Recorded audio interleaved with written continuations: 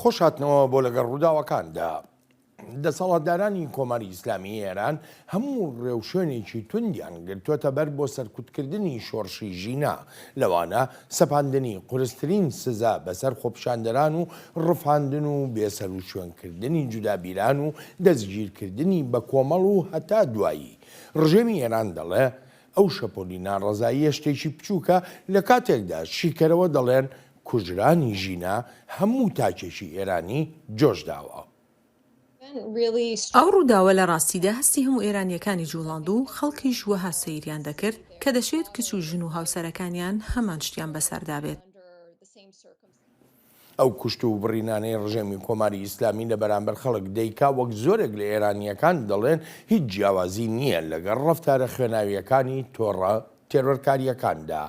شەماڵ بەشیرین و سەر و لێکۆڵەری سیاسی میوانی ئەم هەفتەیە لەگەڵ ڕووداوەکاندایە. کاک شەماڵ وێڕای سوپاسم بۆ ئامادەبوونت. یەکەم پرسیارم ئەوەیە، ئەکرێ بەراورد بکەین لە نێوان تاوانەکانی ڕێکخراوێکی تێرۆریستی وەکو داعش و ئەو تاوانانەی کە ڕژێمی کۆماری ئیسلامی ئێران بەرامبەر بە گەلانی ئێران دەیکا؟ سپاس کاک بڵێن وەڵامەکەی بەڵەیە، ینی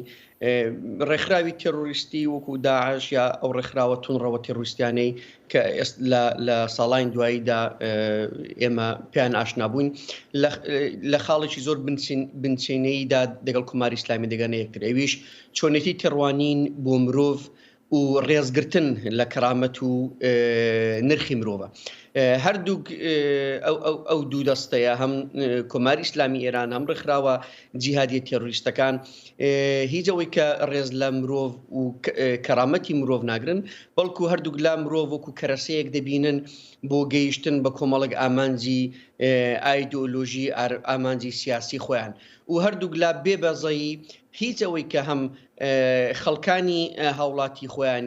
دەکوژن و ڕوبەڕووی تێرۆریان دەکەنەوە، بەڵکو لە جغرافیای دەرەوەی ئەو جغرافیایی کە بە جغرافیای خۆیانی دەزانن لەوێش هەوڵی تیر و تۆقاندن و چاوترسێنکردنی خەڵک دەدەن. لە بەرامبەر تاوانەکان لە بەرامبەر مەترسیەکانی ڕێکخراوە تێرۆریستیەکەی داعش یا تەنانەت ئەلقاعیدەشدا هاوپەیمانەتی نێونەتەوەی پێکات، بەڵام لە بەرامبەر ئەم تاوان و ئەم سەرکوتکاریانەی کە کۆماری ئیسلامی ئێران دەیکا هەتا ئێستا هاوپەیمانەتیەکی نێونەتەوەی فەرمی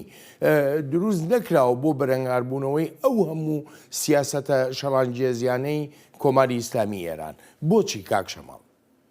بەڵێ پێ وابێ کاک بڵێن هۆکارەکان ئەوەیە کە ڕەوشی ناودەوڵەتی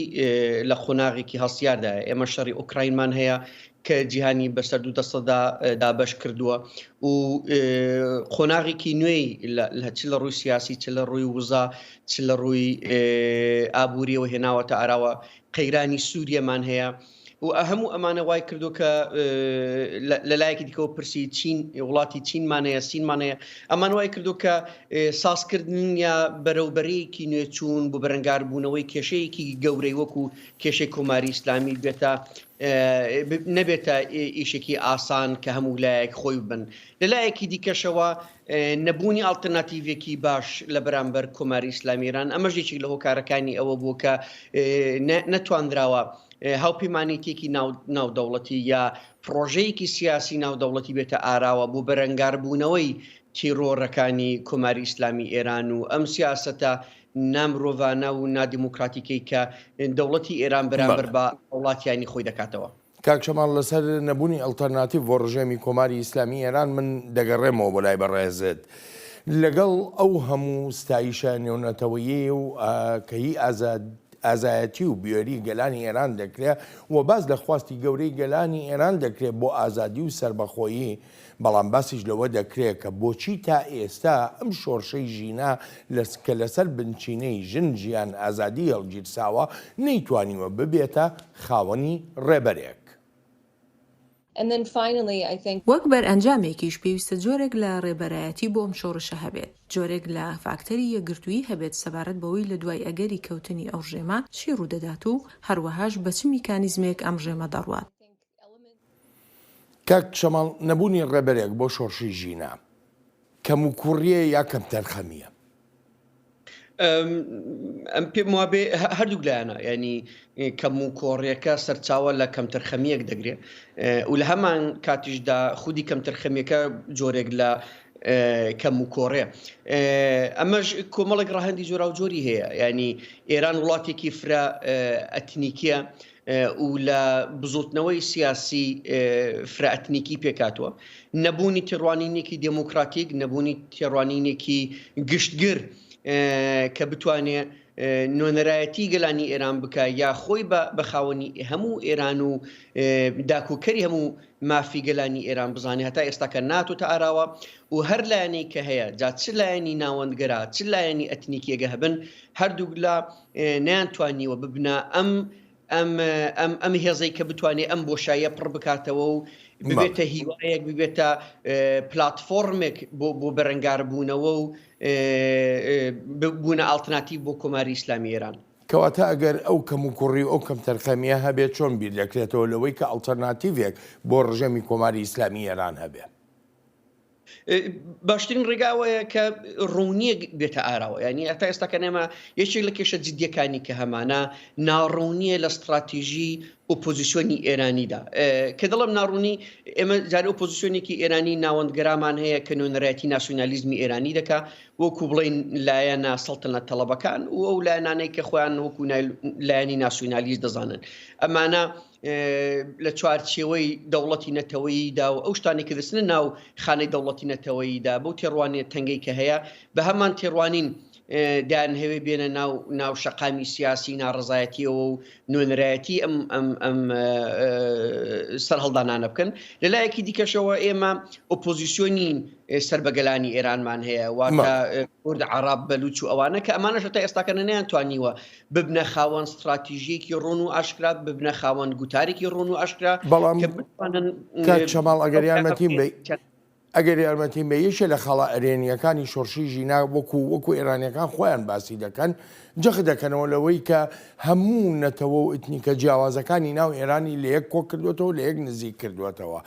جەنابەت ئاماژەت بە سەڵتەنەت تەڵەبەکان کرد هەر لە ماوەی ڕابردوودا ینی پێدەچێ بەرنامەی خۆیانیان ئاشکرا کردبێ بە تایبەتی پاش ئەوەی کە ڕێکەوتنیان کردووە هاوپەیمانەتیان دروست کردووە بەڵام لەم هاوپەیمانەتیەدا نە ئەوڕێ لە کورد دراوەتەوە نە کورد بەشدار بووە لەسەر هیچ ئاستێک ئەیکەواتە چۆن خەڵک بتوانێت گەشببین بێ بڵێ کاک بڵێن کێشەکە لێرەدا ینی هەتا ئێستاکانە ئەم شۆڕشەی کە وەکو شۆڕشی ژینا یا شۆڕشی ژنیژیان ئازادی ناوزەت کراوە هەتا ئێستا نەگەیشتە ئەنجام بەڵام لایەنەکانی ئۆپۆزیسیۆن لەسەر دەستکەوتەکانی کەوتونەتە چێبەرچێ و هەر کەسە هەوڵ دەدا